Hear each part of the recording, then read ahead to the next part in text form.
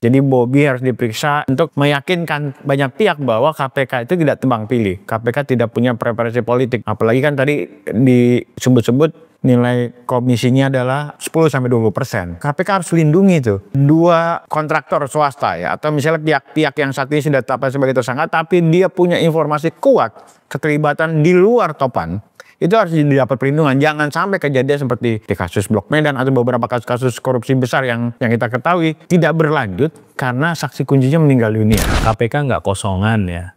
Arti data transaksi, pastinya data rekaman pembicaraan, forensik digital yang mereka sudah lakukan ya kepada beberapa pihak pasti akan membuka bukti-bukti lain yang berhubungan satu sama lain. Nah, apakah itu kemudian berujung kepada Bobi Nasution?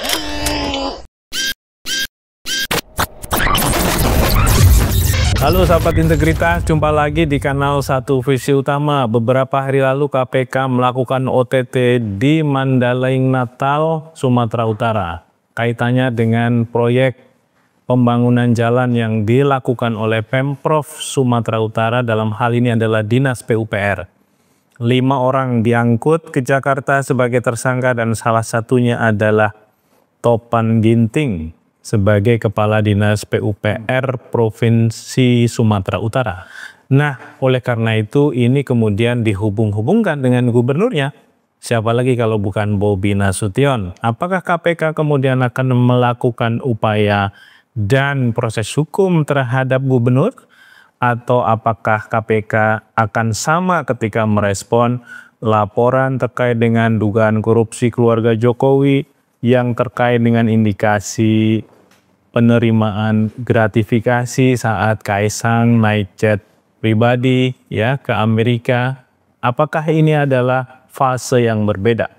Nah, untuk membahas soal itu kita akan berdiskusi dengan Bung Emerson Yunto, atau kita panggil saja Bung Eson, bukan Bro, karena kalau Bro kita ingat tetangga yang baru dapat komisaris. Bung Eson, apa kabar? Baik, Pak Tan. Nah, ini soal OTT Sumatera Utara. Ya. Rame sekali pembicaraannya karena lagi-lagi menyangkut dinasti Jokowi. Tapi sebelum masuk ke sana, Bung Eson, sebenarnya kan ini masalah yang klasik ya. Ya, betul. Proyek pembangunan di daerah, kemudian ada komitmen fee yang kayak gitu-gitu ya. Kira-kira bisa dijelaskan dulu nggak Bung Eson soal fenomena ini? Jadi merujuk di kasus-kasus korupsi ya yang ditangani oleh KPK, itu KPK sebenarnya pernah juga bikin pernyataan bahwa di 2017, waktu itu 2017, dia menyebutkan ada komisi rata-rata gitu ya, rata-rata di kasus-kasus korupsi kepala daerah yang melibatkan kepala daerah itu sekitar 10%. Komisi ini maksudnya fee ya? Fee, jadi project-project gitu ya, ketika ada proyek, kontraktor itu wajib tanda kutip membayar 10% kepada antara lain kepala daerah. Ada kepala daerah, dinas, bahkan ada juga yang bisa lewat orang-orangnya, tapi orang-orang itu tujuan akhirnya tujuannya di kepala daerah. Kepala daerah, ada kepala daerah, kepala dinas, bahkan juga anggota DPRD. Karena ini menyangkut soal besaran proyek ya. Nilai proyek kan ditentukan oleh kesepakatan DPR dan juga DPRD ya, dan juga kepala daerah. Nah, rata-rata 10%, walaupun kita temukan di beberapa kasus ada yang 12%, 18%, kemudian juga sampai 20%, bahkan sampai 20%. Di kasus ini Bobi menarik tuh ya, bahwa KPK menyebut sudah ada rencana dari pihak swasta menyiapkan dana suap itu sebesar 10-20% dari nilai proyek. Nilai proyek sendiri sekitar 230 miliar. Dan kemudian artinya apa? Hampir sekitar 46 miliar itu alokasi yang disiapkan untuk menyuap beberapa pejabat di lingkungan Pemprov Sumatera Utara atau pihak-pihak yang diduga punya andil gitu ya meloloskan proyek ini. Oke, ini kan berarti memang sebenarnya pola lama yang kemudian cuma terus langgeng ya, meskipun kepala daerahnya ganti. Ya. Rezim pemerintahannya ganti gitu ya, tapi kan birokrasinya nggak ganti. Betul. Pemain swastanya juga mungkin nggak ganti. Ya itu lagi, kemudian akhirnya menggunakan cara lama, praktek-praktek yang sama untuk terus berhubungan baik dengan pejabat atau penguasa di daerah. Nah, satu lagi yang terkait dengan kasus Sumut ini kan yang menarik, salah satu tersangkanya yaitu Topan Ginting ini disebut-sebut dekat dengan Bobi ya. Karena saat jadi wali kota Medan, Topan Ginting ini juga adalah sekdanya. Ya, kemudian setelah jadi gubernur dia ditarik dan langsung ditempatkan di jabatan Basar. Betul. Karena pekerjaan umum itu memang dikenal ya sebagai dinas atau tempat yang anggarannya paling gede. Ya. Alokasinya besar, proyek-proyeknya juga gede-gede gitu ya, dan ya di situ kemudian peluang-peluang untuk mendapatkan beberapa bagian kemudian menjadi lebih terbuka. Nah, kedekatan itu kemudian dianggap oleh banyak orang menjadikannya Bobi ini layak diperiksa, betul ya KPK gitu ya. Di situ ada ICW yang sudah bersuara, kemudian juga IM 57, para punggawa KPK juga ya, yang tentu dari sisi kualifikasi investigasi, penyidikan ya mereka juga sudah paham gitu ya. Itu gimana Bung Eson melihatnya? Ya, kalau disebut Topan Ginting ini dekat dengan Bobi kan seperti tadi sudah disampaikan Bung Adnan bahwa itu sudah dimulai dari ketika Bobi jadi wali kota. Ketika jadi wali kota, kemudian pilkada selesai, Bobi naik jadi gubernur dan diangkat gitu ya, sebagai kepala dinas PUPR. Nah, bahkan disebut-sebut sebenarnya nih, si Topan ini itu juga calon sekda sebenarnya. Digadang-gadang jadi sekda di Pemprov Sumatera Utara, artinya lebih strategis lagi. Jadi dia nggak hanya bicara soal PUPR tapi mengatur tanda kutip semua dinas-dinas yang ada di provinsi Sumatera Utara. Nah, yang juga harus diperhatikan begini, ini kan KPK baru bergerak setelah ada temuan atau laporan dari masyarakat, dan hasil temuan itu kan baru menemukan paling tidak ada 2 miliar gitu ya, 2 miliar kalau yang itu ditemukan di rumah dari Topan ini yang disebut sebagai ketua kelas ya. Ya. Ketua kelas. Jadi dia di ketua kelas tuh orang yang mengatur segala, mungkin dianggap sebagai pengatur beberapa proyek-proyek strategis di Sumatera Utara. Nah, kalau kita lihat ke hal tren suap itu ya, suap buat mendapatkan proyek itu kan 10%-an. Ya. 10%, bahkan tadi 10, bahkan di kasusnya disebut 10-20%. Artinya apa? 2 miliar itu kan ke 46 miliar itu masih jauh.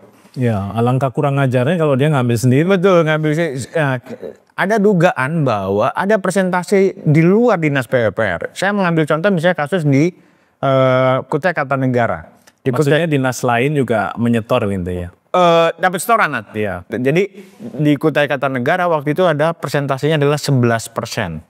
11% itu 10% itu buat kepala daerah dan dinas. Jadi mungkin presentasinya kepala daerah itu 6%, 4% buat kepala dinas.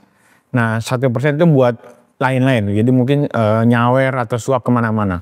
Nah di kasus ini kan baru ketahuan sekitar, kalau bicara soal 40 kurang dari 5% atau kurang dari 10% bahkan ya. Jadi yang baru ketahuan. Jadi artinya apa? KPK harus menelusuri nih sebenarnya presentasi yang kurang nih Nan. Ini kan baru 2%. Padahal komitmennya sekitar 20%. Apakah sudah dibayarkan semua ataukah ini pembayarannya nyicil? Betul. Kan kalau dilihat dari lagi-lagi kita belajar dari beberapa kasus-kasus korupsi yang melibatkan kepala daerah atau pejabat di daerah atau pemerintah daerah secara keseluruhan, model suapnya atau pemberian komisi itu bisa bertahap. Tahap pertama di awal harus di depan dulu. Di depan gitu. Kemudian yang misalnya berapa persen, kalau misalnya tadi ada contoh kasus 15% nilai komitmen suapnya, 10% di awal, 5% setelah proyek selesai atau dibayarkan gitu ya. Nah ini barangkali kalau kita mungkin ambil rata-rata gitu ya, dari 20% atau 46 miliar, paling enggak ada 20 miliar sebenarnya yang sudah tanda kutip beredar ya.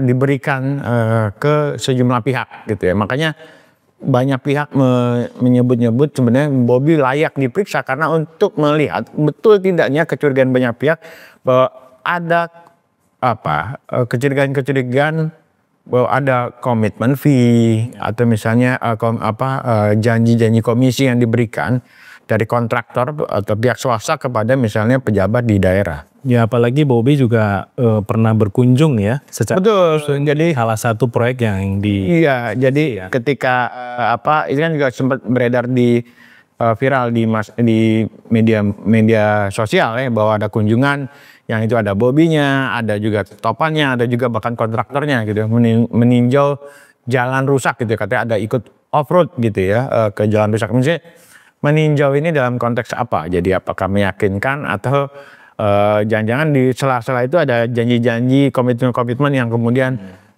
mengarah ke praktek suap gitu. Itu yang kemudian harus ditelusuri oleh KPK.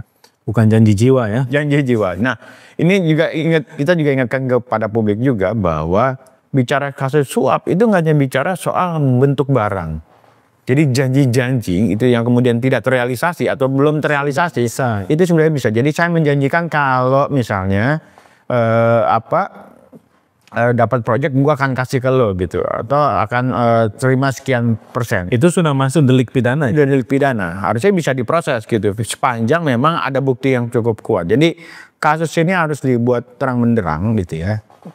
Sekaligus juga menguji pernyataan dari Bobi yang dibilang ini juga akan menarik ya. Periksa aja ya. Periksa. Jadi dia bilang siapapun yang menerima atau misalnya pejabat di lingkungan Pemprov yang diduga mengetahui dan sebagainya itu harus memberikan keterangan. Nah ini yang kemudian harus di cross check kembali ya. Nah ini yang menarik Bung Eson, karena di kasus Blok Medan kan nggak ada proses sama sekali ya.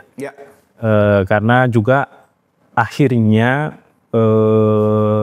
ya karena sudah umurnya, kemudian salah satu yang menyebutkan soal kesaksian itu meninggal dunia ya dalam proses hukum, yaitu mantan gubernur di wilayah Maluku, sehingga kemudian sampai hari ini kita tidak punya informasi apakah keterangan-keterangan yang pernah disampaikan di dalam persidangan itu kemudian ditelusuri kembali oleh tim KPK.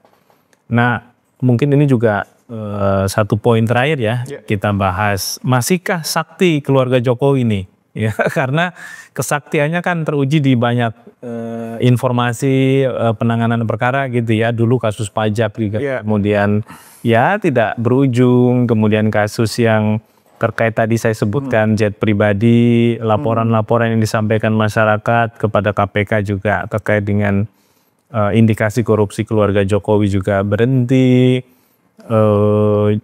Yang terbaru sekarang ini soal Bobi. Lagi-lagi soal Bobi ya, karena sebelumnya sudah ada Blok Medan.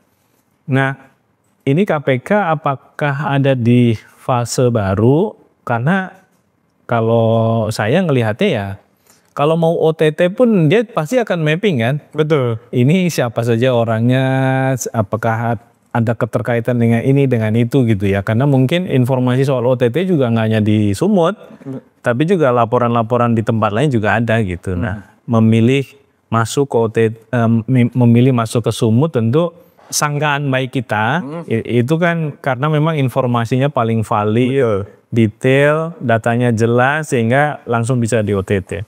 Nah ini bagaimana menguji KPK hari ini? Ya itu juga tantangan bagi KPK. KPK seringkali dituding sebagai orang yang melindungi kepentingan tanda kutip